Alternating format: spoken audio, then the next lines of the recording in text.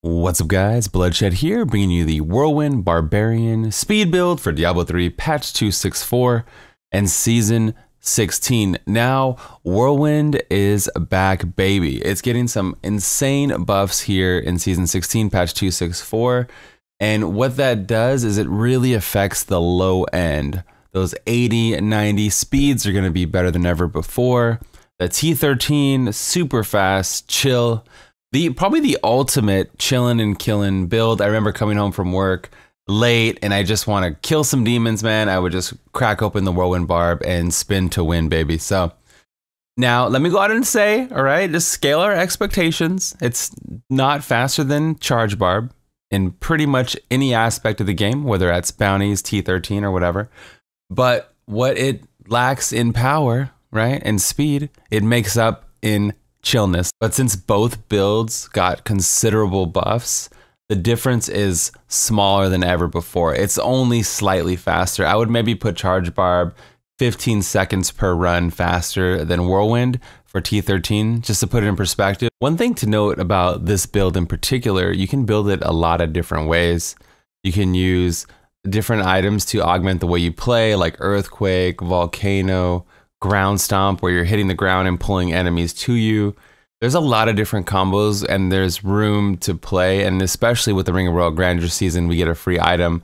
Lots of ways to build. The Whirlwind Barbarian is going to be what most people play for speeds. Not everybody likes managing the charges from IK Charge Barb, right? Not everybody likes that playstyle, or you know, we're getting more armory slots next season. Maybe you build both of them and sometimes you feel one way and sometimes you feel another way. All right, let's talk about the build. So I talked about the cooldown a little bit. You want around 50% cooldown. You can see I'm using a Gogok of Swiftness to make up for the extra cooldown. The Skull Grasp is really important. You want like a max Skull Grasp. You want 400% if possible. A lot of the time you'll be putting it in your cube. I was just fortunate enough to get one right here. The Zodiac Ring, as we're whirlwinding around, it's lowering the cooldown. So that's another way while we're getting Wrath of the Berserker up full time. Wrath of the Berserker is going to give us movement speed, attack speed, dodge. It's just amazing all around. So I'm using Ignore Pain with the Pride of Cassius, so it increases the duration of Ignore Pain. But I can see a lot of people dropping the Cassius for Chilonyx Chain. Using Warcry increases the movement speed for you and your allies. So this is really good in groups for speeds, and even for yourself, you're getting that extra movement speed. So whenever you pop Warcry, you get more movement. So I could see that being really popular. I'm gonna keep testing, and if I decide to go that direction, I'll put it in the link down below. So the written guide are always gonna have the most up-to-date version of the builds. I personally been having fun mixing in different things. I have one where I'm using Volcano, one where I'm using Earthquake. Basically, all you have to do is hold down right click and you're killing everything. And that's like the goal, right? That's like the best part about the T13 speed build is you just have to whirlwind now and you're able to have an awesome speed build. It was already awesome. It was already about a B tier speed build. Now it's like A tier. So it moved up a whole tier. One of the most popular questions I get is, yo Blood, why aren't you using Rend, man?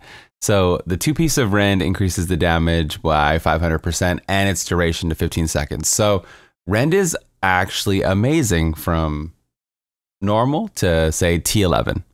At T13, everything slows down. It is basically falls off the map, right? The mobs get more and more health. It just doesn't scale well. Just like you can use some builds on T1 that you can't use on T13. That's kind of like the story of Rend. You can't use it anywhere past basically T11. And it is kind of slow because you're stopping to, you know, rend the mobs versus doing something more actionable to kill them faster. You know, you putting dots on stuff. Dot builds like Jade isn't typically going to be as fast as a speed build as even Whirlwind, right? Because it's killing and moving at the same time. So it's just the mechanics of it, but it does drop off. Again, we want to use the Bulkathos weapons.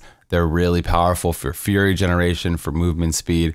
And like during Whirlwind, you get increased animation speed. So attack speed also increases your animation of certain abilities. So keep that in mind. That goes for all classes across the board.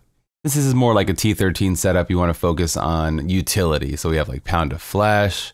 This is going to keep up Wrath of Berserker, which is going to give us, again, more movement speed.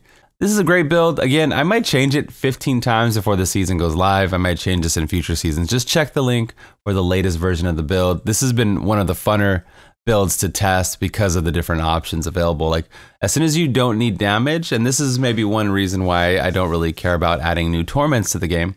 You add new torments, it kills speed builds, like these builds that can barely make it right now. So this would be a good example, is that when you don't need damage anymore, now we can play with different builds and different synergies with items, and you can have a little bit more fun. There's more leeway, more variety, and things like that. One of the things I had a lot of fun with is the Whirlwind rune with Hurricane. It pulls enemies towards you, and that procs your strong arm bracers. And I had strong arms in the cube instead of channeling. So it was pulling things in, gathering it up really nicely. That works super amazing for solo. For group play, it was okay. It was good, but it wasn't as impactful as if you were playing solo or doing like a solo speed or something like that. So, but that's it, guys. You literally just keep up buffs with this particular build. This is the Netflix and chill build, man. And hold down Whirlwind, man, right? Just like in the video. And then you kind of can just pop sprint and it doesn't break your stride. You can see I can use sprint and it doesn't like do anything. You're just cruising and bruising, man. Flying and trying. I don't know. Anyways, guys, that's going to be all for me today. Hope you enjoyed the video. Hope you enjoyed the series. I almost forgot about the Whirlwind Barb when I was doing the speed build. So I'm going to double back and start doing push builds again. But that's going to be all for me today. Follow me up above at twitch.tv/bloodshed. I stream there 6 days a week. But anyways, this is the Bloodshed and I'm out of here. Peace.